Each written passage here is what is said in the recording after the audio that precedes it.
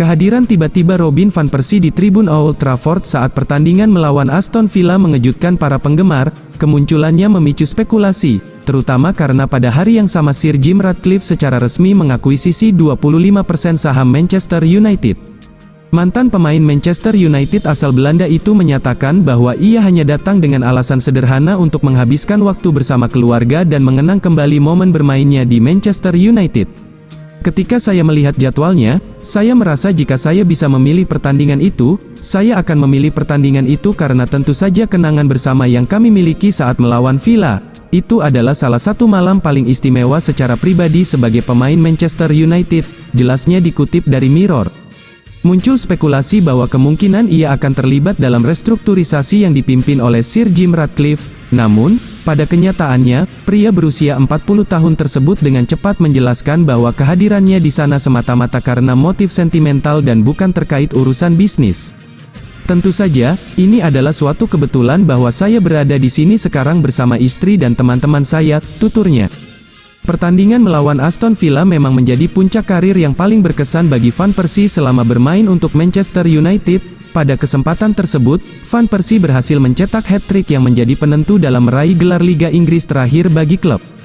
Kedatangannya disambut dengan antusias oleh para penggemar, mengingat prestasinya mencetak 58 gol dalam 105 pertandingan untuk Manchester United. Ia menyatakan bahwa ia merasakan kehangatan selama kunjungannya yang singkat tersebut. Tidak hanya di stadion tapi saya merasakannya di jalanan. Sore ini saya berjalan di Deansgate dan cinta yang masih diberikan fans Manchester kepada saya sungguh luar biasa, ungkapnya. Van Persie dengan pasti memilih pertandingan yang sangat tepat untuk kembali hadir. Di hadapan perwakilan Ineos, Sir David Brailsford, ia menyaksikan Manchester United melakukan comeback yang mengesankan setelah tertinggal 2 gol di babak pertama.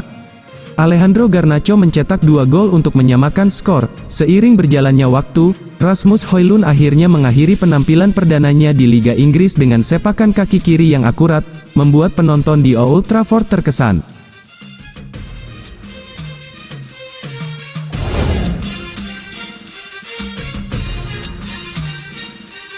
Ada kabar baru datang dari Benjamin Sesko. Sang striker dilaporkan membuka diri untuk pindah ke Manchester United di tahun 2024 nanti. 2 musim terakhir, Sesko menarik perhatian Manchester United. Erik ten Hag kesengsem dengan performa sang striker yang tampil di RB Salzburg. Di musim panas kemarin, Sesko sempat coba didatangkan Manchester United ke Old Trafford, namun sang striker menolak dan memutuskan tetap bertahan bersama Leipzig. Laporan terbaru, Sesko kini berubah pikiran. Ia dikabarkan siap pindah ke Old Trafford di tahun 2024 nanti. Menurut laporan tersebut, Sesko saat ini tertarik untuk pindah klub meski ia belum lama membela Leipzig. Ia dikabarkan kurang sreg dengan gaya bermain Leipzig. Selain itu ia juga minim mendapatkan kesempatan bermain dari Marco Rose di lini serang Die Roten Bullen. Sesko sendiri berharap kali ini Manchester United akan meminangnya dari RB Leipzig. Ia tahu bahwa Manchester United sedang mencari striker baru, mereka butuh tandem baru untuk Rasmus Højlund di lini serang mereka.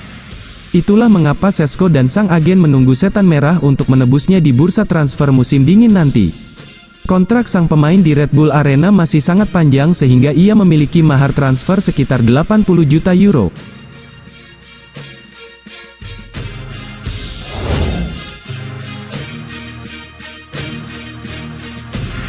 Zinedine Zidane telah menyingkirkan satu penghalang besar yang mencegahnya menggantikan Erik ten Hag di Manchester United, menurut mantan rekannya. Nasib Erik ten Hag sebagai manajer Manchester United berada di ujung tanduk. The Red Devils asuhannya baru saja tersingkir dari Liga Champions Eropa, setelah kekalahan 1-0 dari Bayern Munich Rabu, tanggal 13 Desember tahun 2023 kemarin, memastikan Manchester United finish sebagai juru kunci di grup A dengan rekor defensif terburuk. Mereka juga tertinggal di peringkat 6 Liga Premier Inggris, dan hanya mampu memenangkan 1 pertandingan dari 5 laga terakhir lintas kompetisi.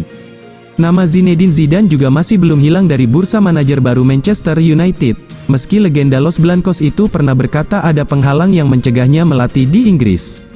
Berbicara pada L'Equipe pada 2022, Zidane berkata, "Saya mungkin tak bisa bebas kemana saja, kendala bahasa contohnya, beberapa hal membuat kondisi jadi lebih sulit. Orang sering bilang, Anda tak ingin ke Manchester, saya mengerti bahasa Inggris tapi tidak sepenuhnya lancar, Saya tahu banyak manajer yang melatih klub tanpa memahami bahasa mereka, tapi cara kerja saya berbeda. Kendati demikian, Emmanuel Petit, mantan rekannya di timnas Prancis, mengklaim bahwa Zidane sudah sejak beberapa waktu lalu belajar bahasa Inggris. Selama beberapa bulan terakhir, Zizou kursus bahasa Inggris. Saya tidak tahu apakah ia ingin melatih di Inggris, tapi kini pintu sudah terbuka, ucap Petit.